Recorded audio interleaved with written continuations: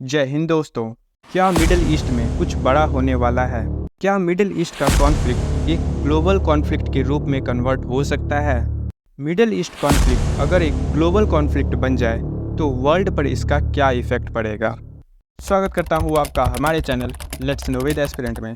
तो वीडियो शुरू करने से पहले मैं एक थोड़ी सी रिक्वेस्ट करना चाहूँगा कि जिन लोगों ने चैनल को सब्सक्राइब नहीं किया है वो लोग प्लीज़ चैनल को सब्सक्राइब कर दीजिए, क्योंकि 80% लोग अभी भी हैं जिन्होंने चैनल को सब्सक्राइब नहीं किया है। तो दोस्तों, रिसेंटली हमने एक वीडियो बनाई थी जिसमें मैंने ये बताया था कि इजराइल ने ईरान और लेबनान में स्ट्राइक्स किए हैं, जिसमें इजराइल ने हमास चीफ इस्माइल हानिया और हिजबुल्लाह के कमांडर को मरवा दिया था। और जिसमें एक नई बात निकल कर सामने आ रही थी कि हमास चीफ जो ईरान में प्रेसिडेंट की ओथ टेकिंग में गए थे, तो उनकी बिल्डिंग में इजराइल की सीक्रेट एजेंसीज ने 2 महीने पहले से ही बॉम्ब फिट कर रखा था, जिसे कई किलोमीटर्स की दूरी से ऑपरेट किया जा सकता था। और ये ईरान के लिए काफ़ी शर्मसार कर देने वाली बात है कि ईरान की फोर्सेस IRGC के बावजूद ऐसी सिचुएशन उन्हें देखनी पड़ी। और इसके बाद मिडिल ईस्ट में वॉर का खतरा और भी मंडराता दिख रहा है।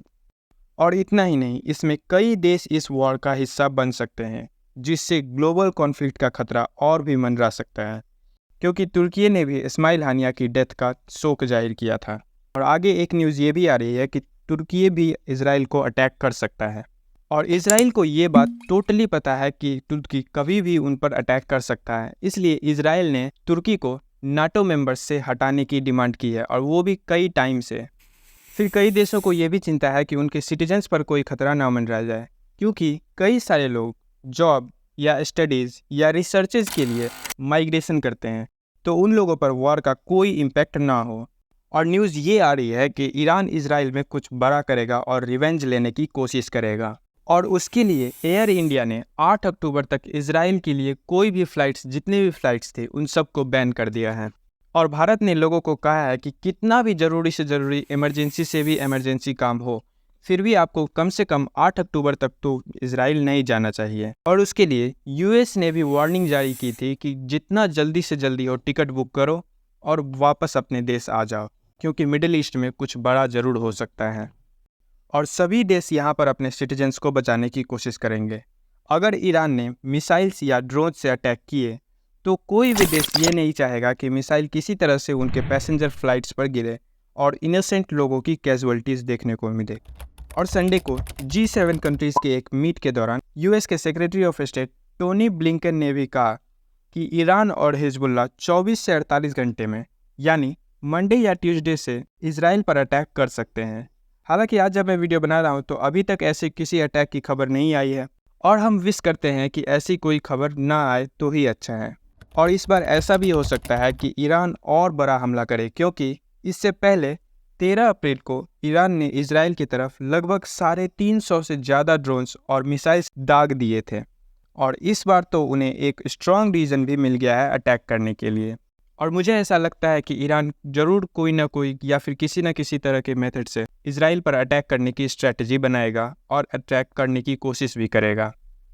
फिर ब्लिंकन ने दूसरे फॉरेन मिनिस्टर से भी, जिनमें ईरान, इजराइल और हिजबुल्लाह हैं, उन पर स्थिति कंट्रोल में रखने के लिए प्रेशर बिल्ड करने को कहा है, ताकि कोई बड़ी वॉर न छिड़ जाए।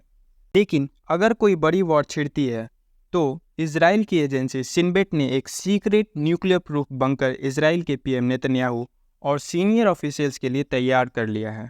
और सोचिए, ये कितना दूर की सोच रहे हैं कि अगर किसी तरह से या फिर कोई भी कंट्री मल्टीपल रॉकेट्स या ड्रोन्स अटैक कर दे या फिर वो न्यूक्लियर अटैक करे, तो उससे टॉप ऑफिशियल्स को बचाया जा सके।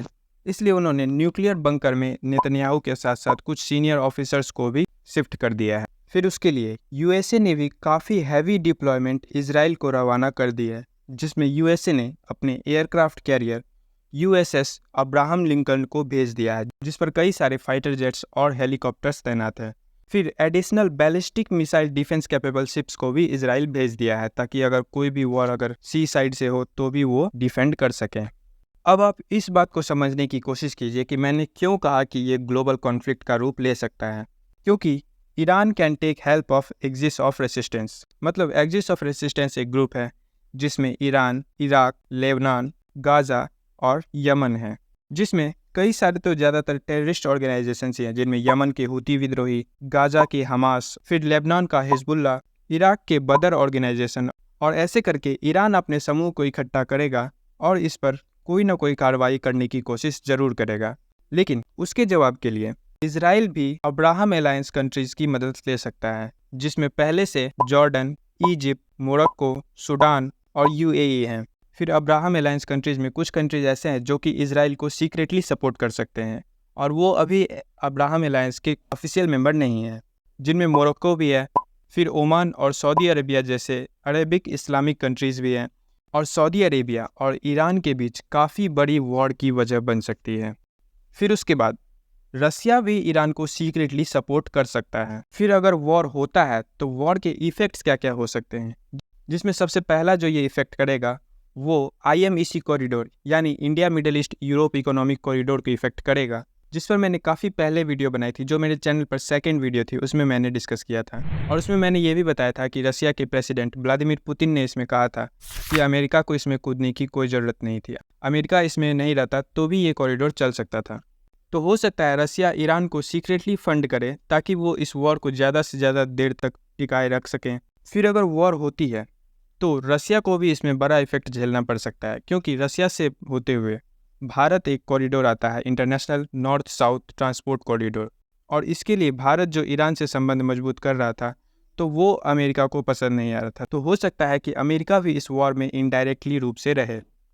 अब आगे वॉर में क्या होगा ये देखना बहुत ही दिलचस्प होगा। तो जैसे ही कोई अगर अपडेट आएगी तो मैं आपको इन्फॉर्म करूँगा ही। Thank you for watching the video. जय हिंद, जय भारत।